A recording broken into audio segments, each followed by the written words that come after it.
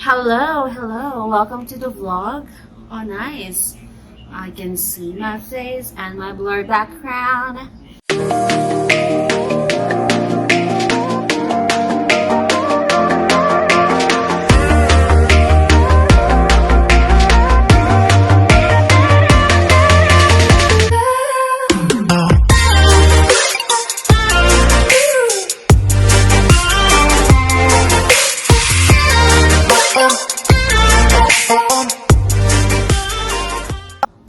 Hi! Welcome to the vlog!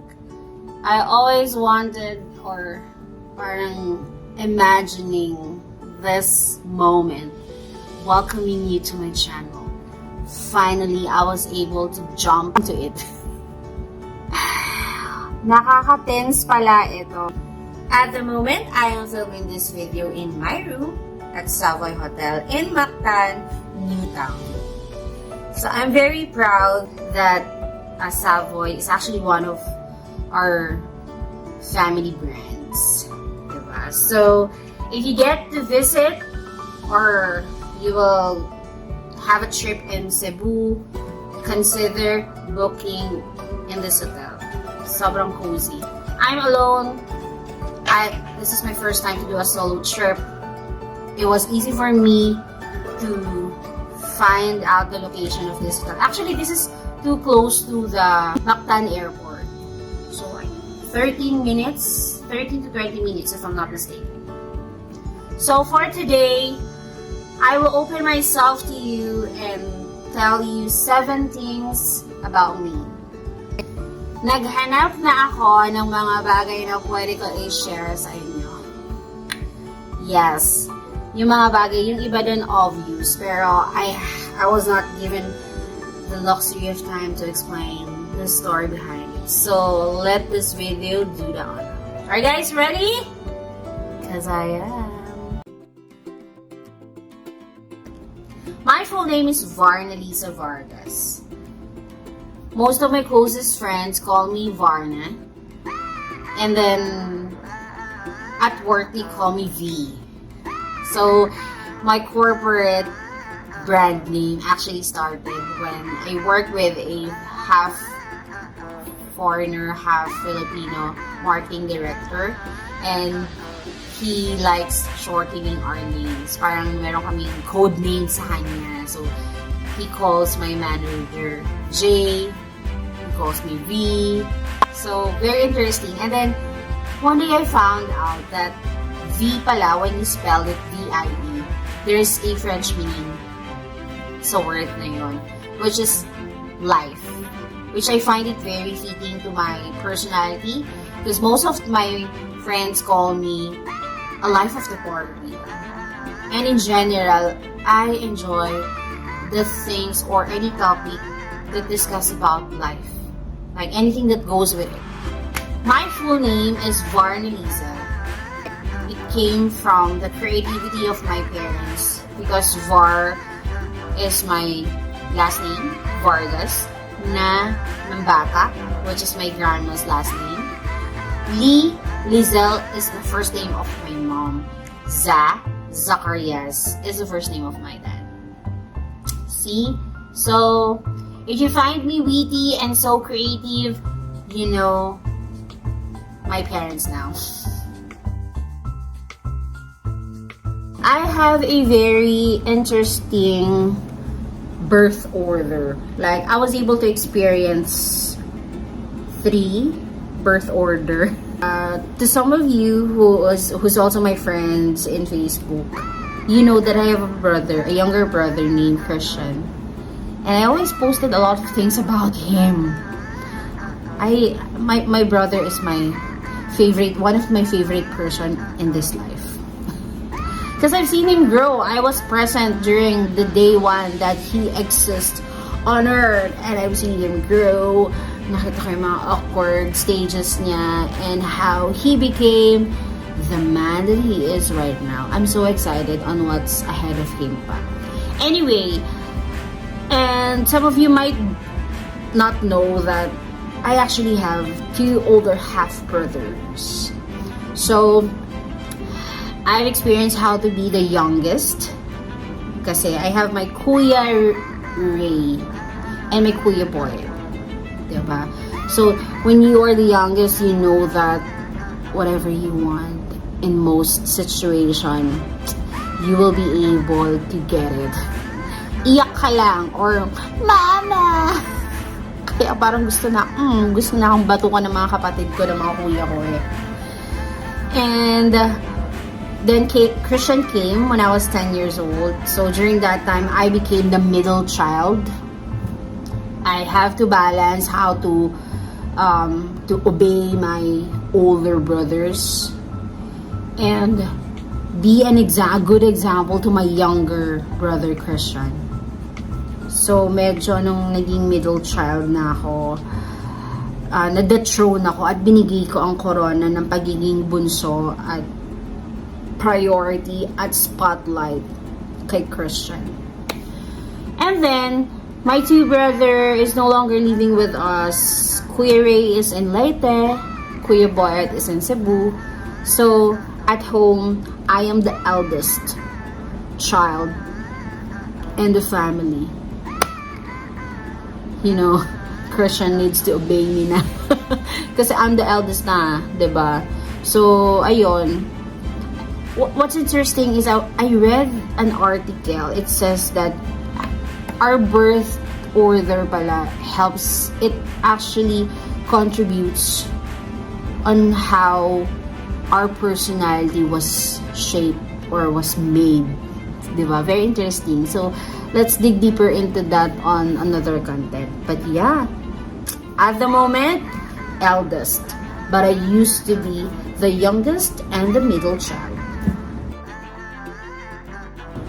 Speaking of personality, I don't know if you've heard about the 4 temperament or the 4 personality type. So, in those 4, there's sanguine, choleric, melancholy, phlegmatic. During my younger years, I know that I am full-blood sanguine, which is I tend to be lively, optimistic, buoyant, or free-spirited. That's who I am. Like, you know that Varna is there, or she just stepped in the door because you will hear my voice. That right now the most dominant personality is being choleric, which is a very goal-oriented person. I remember parang there's saying na sanguine daw, let's do it the fun way. Choleric, let's do it my way. Because yung personality ng leadership is more dominant in most of the situation. So, I got a mix of both personality. At work, I'm mostly choleric. You will see me sanguine if a project was done well, or if I have to talk to someone in the group on a personal level, or if it's a more chill vibe at work. Dun lumalabas yung sanguine personality ko. But in general, choleric. All the way. Obviously, I am a traveler. Right now, kaya ako nasa Cebu is because I had my first solo trip. And I hope I will be able to finish the vlog content showcasing that trip and the lessons that I've learned. I don't see traveling as a luxury, but more of of course it requires money for you to be able to do that. But let's say, for example, my present travel, I just paid $199 per night for my accommodation. So if there's a will, there's a way. We can find a way to make it happen. Traveling for me is essential because it gives me a break. It gives me a paradigm shift, and it widens parang a breathing moment of my mind na I will not think of my present work or needs or anything. In the future, I will also have contents about my travel. And parang hinayang ako that I traveled several times but I haven't posted it on YouTube. And then the files were now deleted. So, gawin nating archive din itong channel na ito. I am a marketing professional and I work with several brands in several industries. Right now, I am with a prime developer of tourism estates in the Philippines. On the side, I also do events management and hosting gigs. This age of my life, what interests me are anything that relates to mental health. Just as much as we take good care of our physical and spiritual body, we also need to pay attention to our brains and we have to take care of our mental health. Actually, that's the reason why I'm here for a solo trip in Cebu is because I need to be in tune with my emotions, with my brain. It's like a retreat for my brain.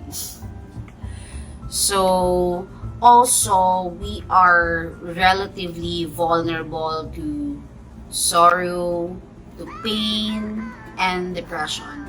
And these emotions are very strong enough to control our thoughts, and in the long run it can also affect how we live. So it's important that we express ourselves. If you need professional help, be honest to yourself. Like even I thought that I am a strong and independent woman, but I also seek out for professional help when there's a lot of things that I need to handle. Seeking help doesn't make you a weak person. It will help you understand yourself more. In the way that we are discussing the things that I am experiencing and my thoughts, parang I get to know myself more, and I also learn to understand the people around me. Why do they do these things? Why do they respond in the situation like that?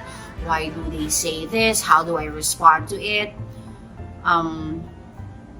There are times that we are also unconscious that we are bullying ourselves. There are different ways of harming ourselves. For example, I overeat, or I lack motivation, so I just sleep all day, or I don't do exercise. So we just need to be sensitive on what's going on with our mind. I'm not professional with that, so I'm also still a learner.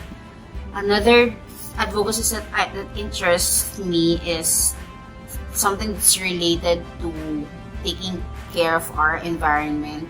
A clear environment is essential to a healthy living. If we don't care about our environment, we become polluted. And these pollutions are causing harm to our physical body. Like for example, air pollution can cause respiratory diseases and others. So, see, Mother Earth is no longer teenager. She's more of like on her senior stage. We want the future generations to also experience the beauty of the nature, to breathe good air, and to drink clean water, and to see the natural resources or even the species on the land or underwater. So we have to do our part in any single way that we can.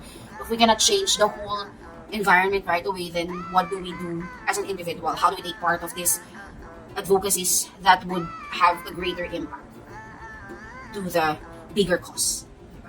So if you know any groups, please leave the link of their sites or organizations to the comment box. I would really appreciate, because I hope that we would do more contents creating awareness of these advocacies. Mental health is very important. Taking good care of our environment is important as well. Number 7. And another thing that I want you to know about me is that I am a follower of Jesus Christ. So I'm a Christian. I came to know Christ when I was 14 years old.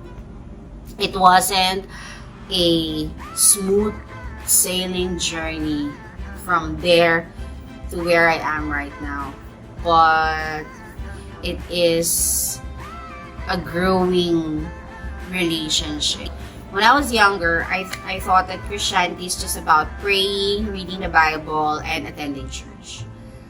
But growing up, it's more than that. It's really a journey. It's a daily decision to choose Christ or the voice of the Lord in everything that we do, we think, or we say. I often hear this na, "Oy, Christian ka pa naman, dapat ganito ka, dapat ganyan ka." Sometimes, people just make Christianity complicated. But if you will do it or in a natural way, like spend time with the Lord, read His Word, get to know Him, our actions, our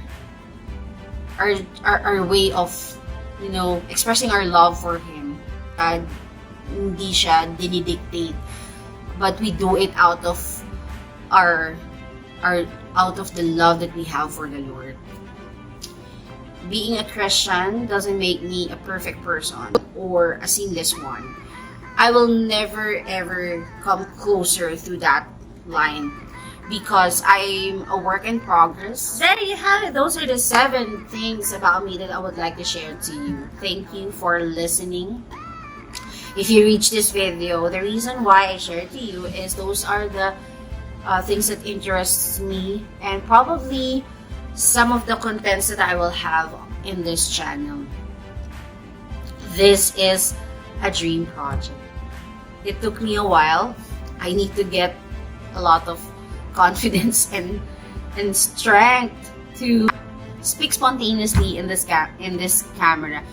Kahit pala nagsasalita ako parati, it's different pa rin when you're speaking in front of the camera.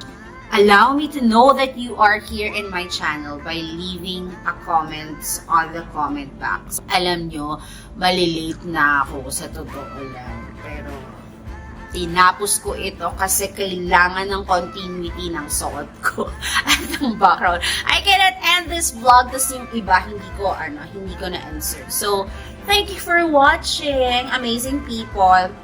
God bless you all. Bye! Once again, I hope you guys will join me on my next vlog and let's celebrate life all together. And I hope that you will enjoy the things that I will share to you from my lens. And let me know if you like it or you want me to do any specific content for you. I hope I can make it. But yeah, thank you for joining me today. Please like and subscribe. Do not forget. Like, subscribe, leave comment. See you. I'll be back.